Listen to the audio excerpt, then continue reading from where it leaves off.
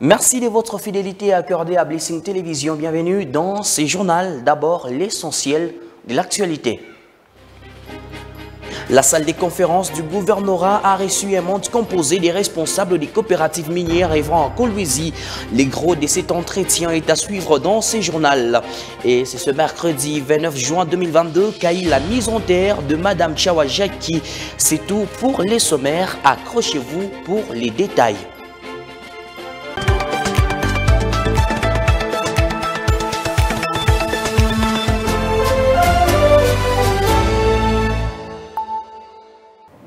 Merci encore une fois de nous rester fidèles sur Blessing Télévision. Blanchi par la Cour de cassation après 2 ans d'emprisonnement, l'homme de l'UNC est désormais libre. Ce mardi 28 juin 2022, l'honorable Vital Kamerhe a été reçu par le président de la République, Félix Antoine Tshisekedi Tshilombo. Les gros de leur entretien dans cet extrait choisi par Salva Sylvain Sabo. Et bien au-dessus de preuves enduré. Pour moi, j'ai appris beaucoup de choses en prison. La patience, la résilience. J'ai appris comment renforcer la foi en Dieu. Donc, ce qui se passe à l'Est nous laisse tous sans voix. Et chaque Congolais, digne de ce nom, ne peut que répondre à l'appel qui avait été lancé par le gouvernement, par le président de la République, pour que chacun de nous puisse œuvrer pour que la paix revienne dans notre pays. Et ce ne sont pas des ressources intellectuelles, ce n'est pas la sagesse, ce ne sont pas ces ressources-là qui manquent, mais nous devons revisiter notre outil de défense, les renforcer pour que nous puissions gagner des guerres. Mais il n'y a pas que l'option militaire, il y a l'option diplomatique, il y a des côtés humanitaires. Pendant que nous parlons, il y a les gens qui sont en train de dormir à la belle étoile. Il ne faut pas que la question de M23 nous fasse oublier que quand nous avons pris le pouvoir, avec le président Tshisekedi en tête, le problème que nous devrions résoudre, c'était le problème de Beni avec les ADF Nalou, les Kodeko Anituri. Est-ce que le M23 n'est pas une diversion pour nous faire perdre ces challenges que nous avions déjà presque gagnés? Et c'est dit, pour nous, nous devons mettre cela dans un cadre d'un plan bien étudié, à implanter dans le temps et dans l'espace. Il faut qu'il y ait des délais. Je me vois comme un citoyen congolais déterminé à aider son pays. Après la sortie médiatique de l'honorable Vital Kamerhe ce mardi 28 juin 2022, donnant les gros de son entretien avec le président de la République démocratique du Congo, le secrétaire interfédéral de l'UNC Lualaba, Christian Massoudi, donne son point de vue dans ses propos recueillis pour vous par Zachary Iroya Konkwa. Notre président national Vital Kamerhe rentre sur la scène politique avec beaucoup plus de force. Après les sagas judiciaires que nous avons tous entendus, il venait d'être acquitté et maintenant il est prêt pour servir le pays au-delà des épreuves, au-delà de tout ce qu'il a eu à traverser innocemment, mais pour l'intérêt général du pays. Il a pardonné tous ces gens qui ont eu à lui faire du mal, tous ces gens qui ont eu à comploter contre lui. Parce qu'on ne savait pas comprendre, nous avons suivi les procès 100 jours. Dès lors que c'est lui qui avait signé les contrats avec la République, M. Djamal, dès lors qu'il avait reconnu qu'il avait la totalité de l'argent et qu'on pouvait lui laisser le temps de terminer ce travail, ce procès devrait prendre fin. Mais vous pouvez vous imaginer aujourd'hui, mais maintenant on vient de nous donner raison. Donc la justice au niveau de la cour d'appel, en commençant par la Cour de cassation qui a eu à casser les jugements avec bien sûr renvoi à la Cour d'appel. Aujourd'hui, on vient de nous donner raison. Mais nous n'allons pas nous venger. Comme a dit notre président national, ce qui importe pour le moment, c'est le Congo. Donc nous devons nous mettre ensemble pour ainsi aider les chefs de l'État à réussir son mandat et à organiser les élections dans un délai constitutionnel.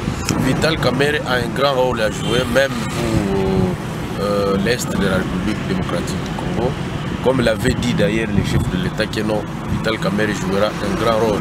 Pour ceux qui ne le savent pas, s'il y a eu un patriote, un compatriote qui a eu à donner presque sa vie pour qu'il y ait la paix, pour qu'il y ait les 1+4. C'était Vital Kamerhe. Avec la caravane de la paix, tout ce que vous connaissez là.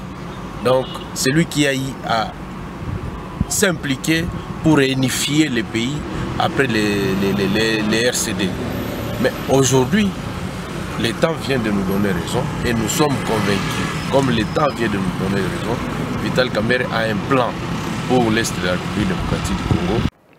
Au cours d'une séance de travail avec les responsables des coopératives minières œuvrant à Kolwezi le 27 juin 2022, à la salle des conférences du gouvernorat, la gouverneure ad intérim du Lualaba, Fifi Masuka Saini, a éclairé la lanterne quant à la disponibilité des zones d'exploitation artisanale minière. Plus de précisions dans ces reportages.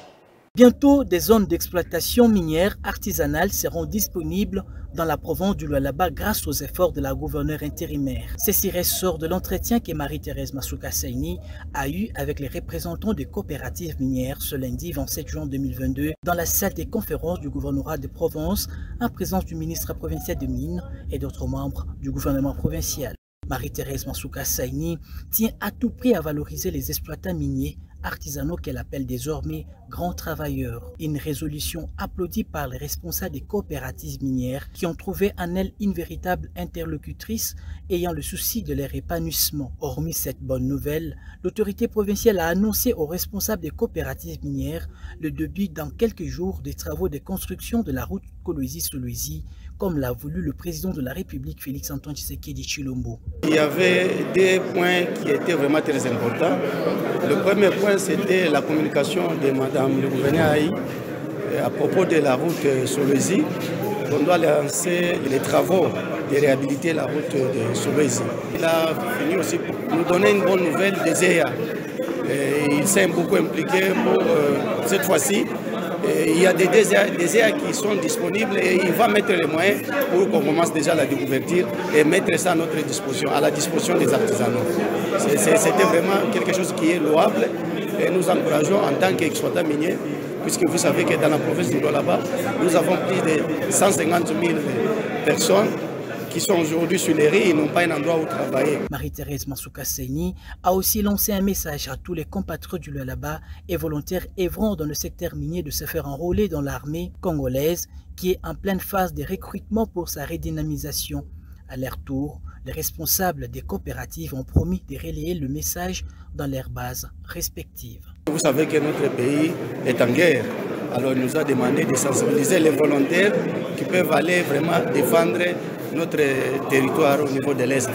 Restons toujours au gouvernorat de la province du Lualaba où il y a eu rencontre entre les autorités provinciales du Lualaba, Fifi Masuka Saini et les chefs traditionnels de l'espace Grand Katanga et du Grand Kasaï.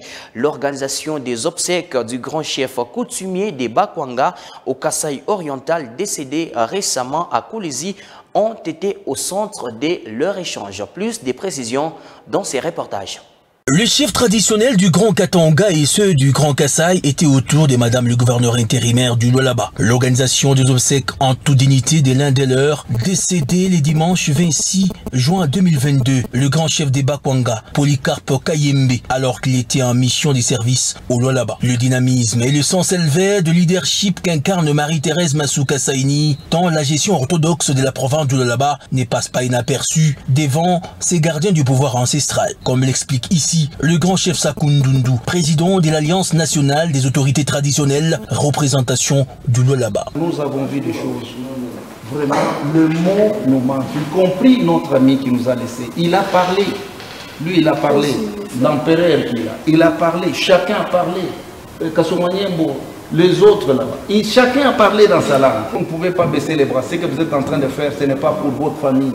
Vous êtes en train de le faire pour tout le monde. Vraiment sans distinction aucune, sans tribu, vous ne regardez pas. Et aujourd'hui, nous sommes heureux, nous, villageois, la route est arrivée chez nous dans les chefs-lieux du territoire de Sandoa. Et tout ça, pourquoi nous devons nous taire? nous devons dire la vérité. Là où c'est bien, nous disons bien. Là où c'est mal, nous devons dire mal. Là où c'est blanc, nous devons dire ici c'est blanc. Il ne faut pas nous imposer à dire que c'est noir. Par la même occasion, ces autorités traditionnelles ont offert à Marie-Thérèse Massou Kassaï Nififi un morceau de l'ivoire, signe de victoire. Vous voyez vous-même l'éléphant. Quand passe quelque part, on appelle l'éléphant de la piste. Il emporte tout sur son passage. L'éléphant n'a jamais regardé derrière, ni à gauche, ni à droite. C'est pourquoi nous vous donnons ce signe ici, symbole de victoire, d'aller de l'avant, aller de succès en succès. Voilà, c'est ça le signe de cette gloire là-bas. De son côté, le grand chef Tshisongama a appliqué le kaolin, signe de bénédiction.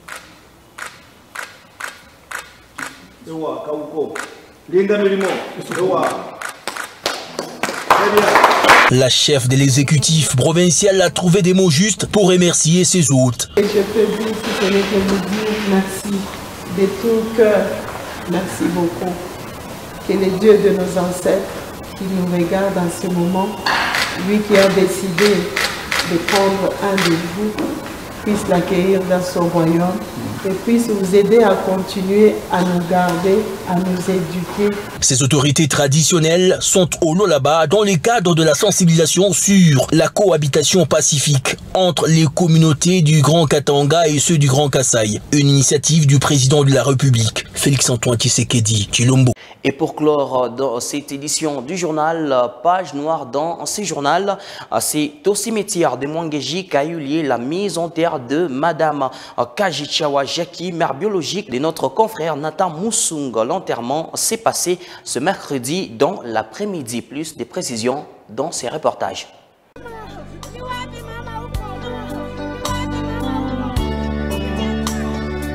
Décédé le dimanche 26 juin 2022, c'est ce mercredi 29 juin qu'a eu la mise en terre de maman Kajichawa Jackie, mère biologique de Nathan Moussung, technicien à Blessing Radio-Télévision. Tout a commencé par la morgue de Mwangeji où le membre de famille était inconsolable.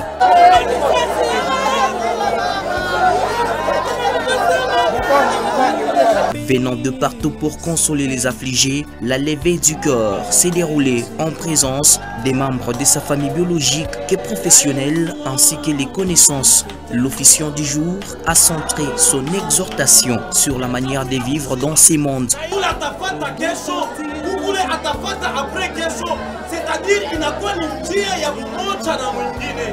Alors, bien-aimés dans le Seigneur, Maïcha, nous avons l'impression que Maïcha inakuwa iko neshapa dunia mumwili vitu kunona mais inakuya ni bongo tena sana. La mort, un mot facile à prononcer, difficile à comprendre.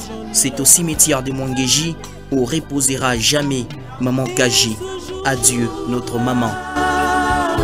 Nous serons dans la joie, dans la gloire. Et c'est tout pour ces journaux sur Blessing Télévision. Restez avec nous pour beaucoup plus d'informations.